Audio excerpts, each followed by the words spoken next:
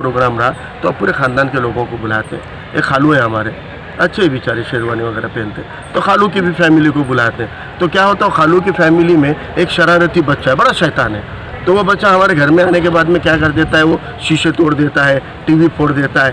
तो फिर आइंदा जब दावत थी तो फिर घरवाली ने बोले कि भाई देखो खालू को बुलाने का है, तो खालू से इतराज़ नहीं है, खालू बेचारे बहुत अच्छे, लेकिन उनको बोलो कि वो शैतान बच्चों को बाहर रख के आओ। बताएंगे खालू बोलना शैतान बच्चे कौन, ये निशाना आखिर किस पर है? किस पे निशाना है आपका? आवाम बड़ी युवाओं की पहली पसंद, युवा सामना। आप डालिए। वंचित बहुजन आघाडीचा नेते बाळासाहेब आंबेडकर, तुम आगे बढ़ो, हम तुम्हारे साथ।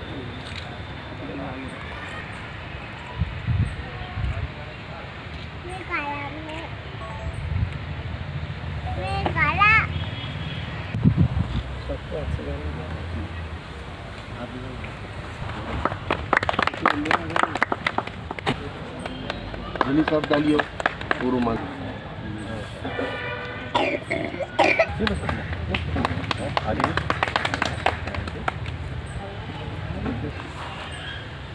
देख लो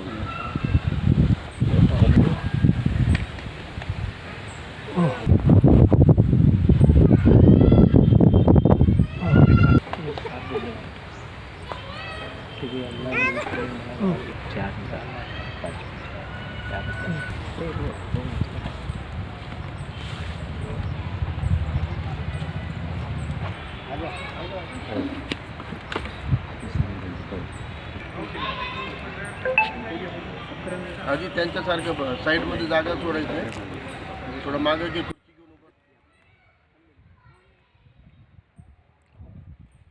वरून खुर्चीवर दे त्यांना देने। ये बोले तो एक ही गली, यानी सिर्फ 30-40 घरों की जो गली रहती है वो एक ही गली की मीटिंग ले रही। मीटिंग में कोई टेबल कुर्सी ले रहा है, कोई स्टेज साउंड सिस्टम ले रहा है, सत्रह डालने की 40-50 घर के लोगों को बोलने का भाई मीटिंग है, आओ उनके साथ बैठने का, उनके मसले मसाइल क्या है सुनने का, समझने का, अपने पार्टी का मौक़िफ़, अपनी पार्टी क्या कर रही है वो उनको समझ। अभी कल हमने गीतानगर में मेरी गाड़ी जो है मेरी थी, स्टेट लीडर बोल के मैं भी था, लेकिन हम सब एक जगह बैठे हैं और लोगों से बात की, लोगों का गुस्सा निकला। 10-10 साल से हमारे अदब के साथ में लोगों के, और अगले दिन उनके मसले के ऊपर उनके ही मोहल्ले के चंद लोगों को लेके कमिश्नर को मिलके निवेदन दे रहा है, और 1 हफ्ता 2 हफ्ते फॉलोअप करके जितने मसले हल होते उतने करा देने का। अगर 5 मसले तो 2 तो हल होंगे, तो 2 हल करा देने का, और बाकी 3 मसलों के लिए आगे की लड़ाई सारे मोहल्लों को साथ में लेके अपने को एक बड़ा जन आंदोलन करना है। अब उसको मराठी में उस अभियान को अपने नाम दिया हुआ है वंचित बहुजन आघाड़ी आपल्या दारी, और उसको उर्दू में अपने टैगलाइन दी है वंचित चली गली गली। तो हर गली में अपने को जाना है, इसलिए अपने बोले कि गली गली जाना है। तो ये तरीका शहर कमेटी ने तय किया है और मध्य की कमेटी ये पैटर्न के ऊपर काम कर रही है। तो आपको आपके मिसरवाड़ी में भी सलीम भाई को, लतीफ़ भाई को मिलके अपने पूरे एरिया में, पूरे जो प्रभाग बन रहा है उसके एक एक गली में एक एक मीटिंग लगानी है। और हमारा ये मानना है कि एक प्रभाग के अंदर कम से कम 15 से 25 गलियाँ होती हैं। वार्ड 3 रहे तो भी गलियाँ कितनी होगी, कम से कम 25 गलियाँ होती हैं। और आखिर में 20% आपको बोलना है कि ठीक है आपके ये सब मसले हैं, हमने नोट कर लिए, हम 2 दिन में उसके ऊपर निवेदन देने को जा रहे हैं, आप मेरे 4 लोग हमारे साथ चलो, तब अपने अपने स्वार्थ और वफाद ले। ये हम लोगों को तो करना पड़ेगा होगा। अपने पास अलग क्या है, अपने पास में एक ईमानदार नीयत है लोगों का काम। क्या ताकत है लतीफ़ भाई की? ताकत यही है उनकी कि उनका ईमान, उनका जज्बा बोलता है कि मेरे को लोगों के लिए काम करना, और इसी ताकत को लोगों तक लेके जाना ये हमारी जिम्मेदारी है। तो आप सब लोग, आप देख रहे हैं हमारा वंचित बहुजन आघाड़ी के अंदर प्रदेश का सिलसिला बढ़ते जा रहा है, क्या कहेंगे इसके ऊपर? अल्हम्दुलिल्लाह मुझे लगता है कि महानगर पालिका की हलचल से ही नहीं तो वंचित बहुजन आघाड़ी का पिछले 2-2.5 सालों में हमने देखा है कि अलग अलग इलाकों में अलग अलग बस्तियों से एक एक फर्द को जोड़ने का काम चल रहा है और लोग जुड़ रहे हैं। आज अल्हम्दुलिल्लाह एक बड़ी कामयाबी वंचित बहुजन आघाड़ी शहर औरंगाबाद के मध्य कमेटी को मिली है कि मिसरवाड़ी जो एक पसमानदा तबका है, जहाँ पे लोगों के वजूद को आज तक किसी शासन प्रशासन ने चुन के आए वाले नुमाइंदों ने कभी भी कबूल नहीं किया है कि ये शहर की आवाम है। यानी महानगर पालिका में रहते हुए भी किसी देहात से भी ज़्यादा बदहाली में मिसरवाड़ी का और नारेगांव का इलाका रहता है, वहाँ के लोग रहते हैं। वहाँ पानी से लेके गली रास्तों की, गटर की, कचरे की हर एक समस्या वहाँ पर होती है। समस्याओं का माहिर घर अगर कोई है तो वो ऐसी बस्तियाँ हैं जिसको मिसरवाड़ी कहते हैं या नारेगांव कहते हैं। और वहाँ पे आवाम के लिए हमेशा जिस तरह से नारेगांव में अफसर भाई, मिसरवाड़ी में सलीम भाई आवाज़ बुलंद करते आए हैं, उसी तरह लतीफ़ भाई भी अपने वहाँ पे मिसरवाड़ी के आवाम के लिए दिन रात एक करके लड़ते हैं। ये पूरे शहर को पता है और एक ऐसा झुंझारू कार्यकर्ता जिसमें आवाम की खिदमत का जज्बा है, आज वो और उनकी पूरी टीम ने वंचित बहुजन आघाड़ी के अंदर शमूलियत हासिल की है। यकीनन ये वंचित बहुजन आघाड़ी की ताकत में बहुत बड़ा इजाफा है और इंशाल्लाह अल्लाह की ज़ात से उम्मीद है कि इसी तरह हर बस्ती के अंदर के जो लड़ाऊ कार्यकर्ता है और जो पिछड़े तबकों के मजलूमों को मुत्तहिद करने के, उनका इत्तेहाद करने का कोशिश करता है, ऐसा हर फर्द इंशाल्लाह आने वाले दौर में वंचित से जुड़ेगा। सर, आने वाले समय में जो तो इलेक्शन प्रभाग के होने वाले कितनी बड़ी चुनौती मानती है इस पर? देखिए, चुनौती में भी एक रास्ता होता है और मुझे लगता है कि औरंगाबाद शहर पहली बार प्रभाग रचना का सामना कर रहा है, जबकि हम अलग अलग शहरों में देख रहे हैं। हमारे नांदेड़ में भी हम 2 महानगर पालिका के चुनाव प्रभाग से हुए हैं। प्रभाग रचना के अंदर एक नुकसान है, छोटे छोटे वार्ड में छोटा कार्यकर्ता चुन के आ सकता है, लेकिन प्रभाग के अंदर आम आवाम के लिए, आम शख्स के लिए कोई जगह नहीं बनती है। इसलिए हम वैसे तो पॉलिसी के तौर पे वार्ड रचना के हक़ में है, प्रभाग के नहीं। हमने कोर्ट में केस भी डाला था, लेकिन अदालत ने उसको माना नहीं, प्रभाग रचना कायम रखी है। लेकिन एक नुकसान तो है, वैसे एक फ़ायदा भी है। प्रभाग रचना में जिस तरह हम जानते हैं कि यहाँ की जो हुकूमतें हैं वो मुस्लिम बस्तियों को, पसमानदा तबकों के बस्तियों को, पिछड़े हुए अम्बेडकरवादियों के, एससी समाज के बस्तियों को बांटने का काम करती है।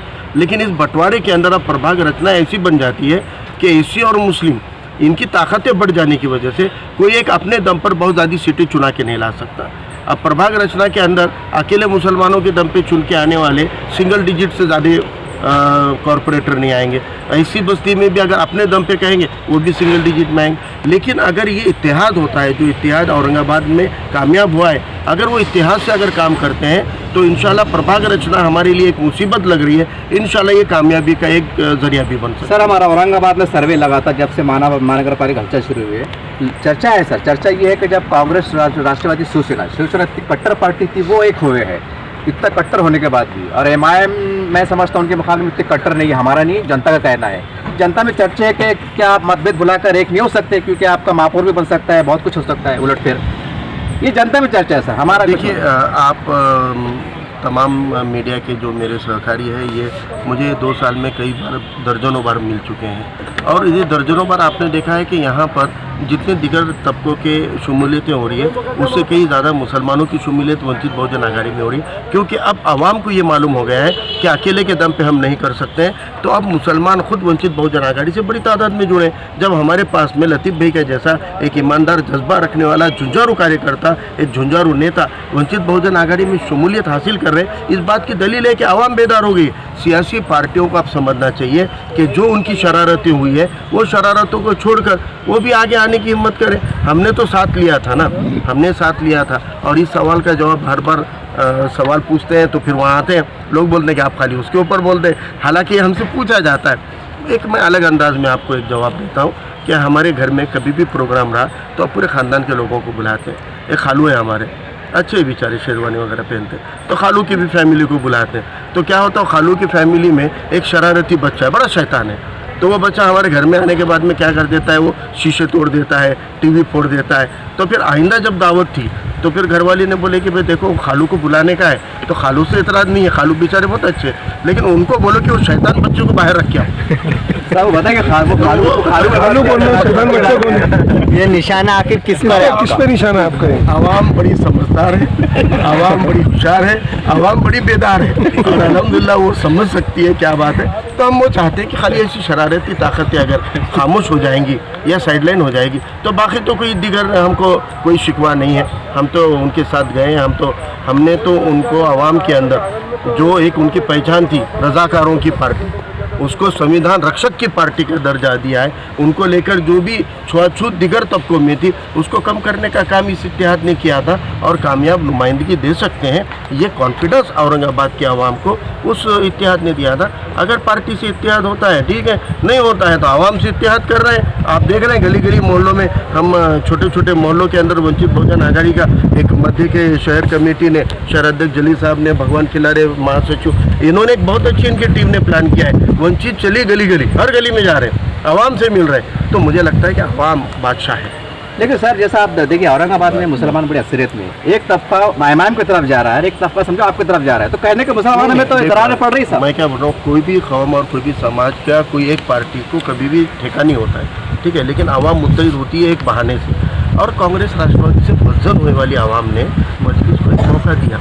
वो 5 साल के दौर जो है वो लोग भूले नहीं हैं, वो 5 साल में क्या डेवलपमेंट वहाँ नहीं हुआ ये भी लोगों ने देखा। तो जो बात 2015 में थी वो बात 2022 में रहना ज़रूरी नहीं होती है। और मुझे लगता है कि ठीक है, जो जहाँ उन्होंने काम किया वहाँ उनको कामयाबी मिलेगी, जहाँ उन्होंने काम नहीं किया, जहाँ उनकी नाराज़गी वो कहीं और जाने की वजह वो उन चीज़ से जुड़ रहा है ना, तो एक ही बात है, आवाम अगर साथ आती है, हम मुत्तहिद होते हैं तो इंशाल्लाह हमको लगता है कि वंचित बहुजन आघाड़ी मुसलमानों को बड़ी तादाद में साथ ले रही है। अच्छे अच्छे कैंडिडेट को हम टिकट दे रहे हैं, छोटे से छोटे कार्यकर्ता, लेकिन अगर ऐसा जज्बा रखने वाला हो जो आवाम की खिदमत करता है हम उसको भी नहीं छोड़ेंगे और अच्छे से अच्छा भी कैंडिडेट हमको जहाँ पे ताकतवर मिलेगा उसको भी नहीं छोड़ेंगे। इनका कॉम्बिनेशन करेंगे क्योंकि अब एक प्रभाग में हमको 3-3 देने हैं, तो क्यों ना हम 3 में से 1-2 हमारे ईमानदार कार्यकर्ताओं को मौका देंगे, नौजवानों को मौका देंगे, अच्छी हमारी जो खवातीन हैं, हमारी बहनें हैं, उनको लाना ज़रूरी है। 50% मुसलमानों की जमहूरियत और डेमोक्रेसी घर में बैठी हुई।